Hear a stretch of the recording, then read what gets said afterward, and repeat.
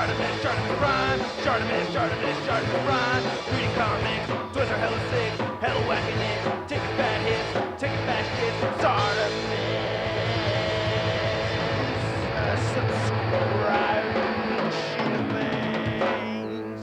Look at the cell phone closely. You can see that's actually not a... Hey, what's up, you guys? ShartimusPrime here, doing another Mortal Kombat action figure review on two figures. We are looking at the McFarlaneToys Mortal Kombat 11 Kabal and Kabal Bloody variant.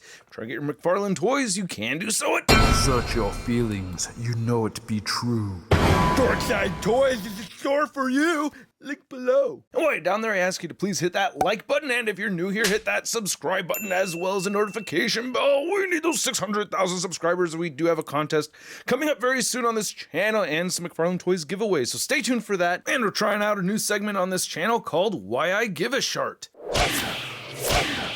So why do I give a shart about Kabal? Kabal's actually one of my favorite characters to pick, man. I love speedsters, and he has the two weapons right over here that are not swords, but I like characters with the two swords. He's got the two bladed weapons right there, and I just think it's an interesting character. And then there's the whole zombie element, right? He is undead, if I remember correctly. So just a very interesting character. Love his power set. Anyway, on the side of the packaging right over here, you can see that they look very similar. One's just slightly darker in tone than the other, and they both say Mortal Kombat 11 on the side. Oh, I guess this one has a little blood right over there. And then you can see a window sliver on the top. Not much more at the bottom, so let's get to it and crack these figures open. And here's Kabal out of the packaging, and I'll talk about the things that I like and the things that I don't like along with the bloody variant. But first, let's get a closer look at the accessories. So each figure comes with its standard issue Mortal Kombat stand, and then each comes with a pair of hook swords. And yeah, we've seen these time and time again. You get a peg sticking out right there. The bloody version looks really sweet. Now, if these look warped, you can heat them up and straighten them out. I like how we get the wraps right over here, and they are fairly pointy too. It's pretty soft over here on this end, but yeah, I really like the bloody hook swords. I'm not calling them by their traditional name, so sorry. But anyway, these look really good. I do like them a lot. Unfortunately, there's no real storage for them. That's my biggest gripe with this figure. I mean, you have this strap on the back of the figure, but having, you know, a couple of clips on the back would have been really nice to have. It's not proper storage. Oh, damn it.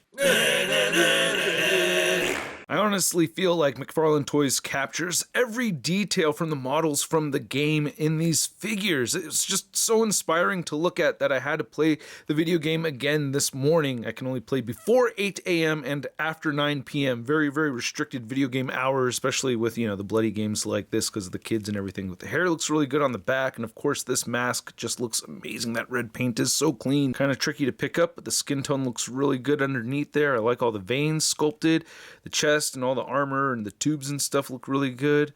Really like how these green pieces, I guess these are part of like his shirt or a ripped poncho. And then there's looking at the back, you get more tubes and stuff. The arms, you know, really look good with all that, you know, kind of like decomposition going on. I guess maybe they could have added a little bit more color in here, but I do like that sculpt, and they even have it in the joints. This is a very pokey figure. If you have gloves, wear them, because this figure will stab you. You get stabby parts right over here. The lower half of the figure, not looking too bad at all. Sculpted texturing right here. I really like how that came out. And then these knee pads, oh man, when you bend the knees around and stuff, yeah, this figure can get very, very pokey. Then the boots right here look absolutely stunning. Love that leathery kind of texture. I like how the plastic has this kind of weird, like shiny, speckly quality to it. I don't know what that is, but I dig it. Then we get peg holes and treads at the bottom of the feet. Of course, looking at the bloody version, we don't get any blood on the head sculpt, but it is on the neck right there. I'm mistaken. There's a tiny bit of blood spatter right there on the right side of the mask, and on the chest, and on the shoulder.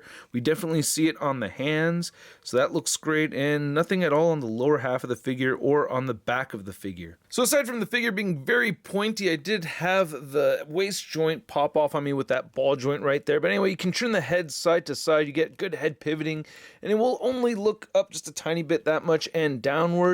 You have the butterfly joint where it will shift forward and back a little bit and up and down a little. Shoulders can only move outward that far, which is a pretty good T-pose. You can get them moving inward that much, rotate forward, rotate back. You have an under the the sleeve swivel right here, which is very cleverly placed. And then you have the double jointed elbows, and then the wrists are on ball pins where you could hinge them side to side or vertically, and then you get a swivel right there. There is an ab crunch or diaphragm cut right over here that turns side to side, and you do get some diaphragm pivot. You also get the same articulation at the waist right there. So with both joints, he'll pivot that much to the sides, and you can get both joints to allow them to only crunch forward that far and back that much. And of course, yeah, both of them will turn side to side a bit. You get hip joints that move outward that far. And getting this out of the way, you can see the leg will kick upwards that much and back a bit. No upper thigh cut, but we do have an above the knee cut, which I like a lot. So you can turn that side to side. Great double jointed knees right there. The ankles can turn side to side. I like how this boot material is nice and soft, so you can move the ankles downward and you can move them upward too. That really does help a lot.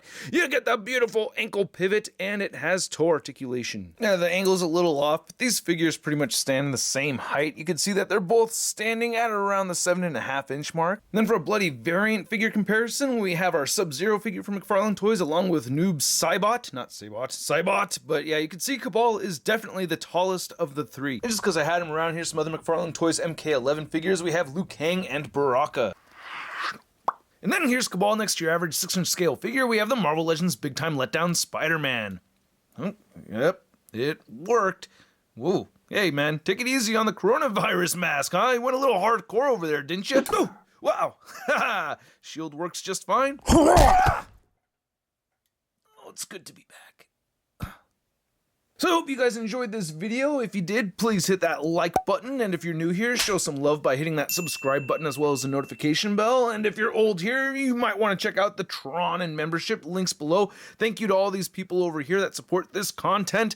This figure is a lot of fun. I really like it a lot. Again, kind of like with the Noob Saibot, I can't really pick which one I would prefer, either the bloody or the regular versions. I really do like both. I think because I'm missing a little bit of the paint on the flesh that I'm liking this bloody variant just a little bit more though, so that just makes me really happy. Love Kabal. You know, it's a pointy figure, so it makes it a little tricky to pose around, and there's this, you know, thing with the waist joint where it kind of pops off easier than I'd like to see it. But aside from those gripes, man, and the pointy thing is just the aesthetics of the figure, so I'm not even going to dock points of the figure for that. It's just, you know, it's a sharp and pointy figure. That's just the reality of it. So, but at the same time, I appreciate the aesthetics and don't want to take the aesthetics away. So the points should be there. You know, it looks dope as hell. I really like it a lot. And at the price point of around 20 to 25 bucks, I'm going to give Kabal a Sun rating of I love it. And I'd like to know what you guys think. So please let me know in the comments section below. And if you'd like to see a photo gallery of images from this video, you can find it over at toynewseye.com. And if you want to stay in touch with me on social media, you can check me out on Instagram, Twitter, and Twitch. And I will catch you guys later. Peace.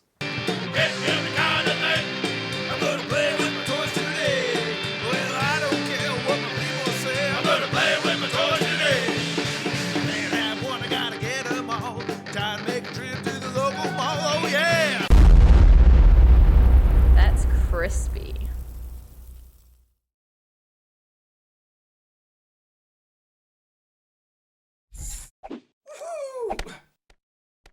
Hey, new ShartimusPrime videos. Hey, you should click one. Yeah, click on one of them. Or subscribe if you haven't. Your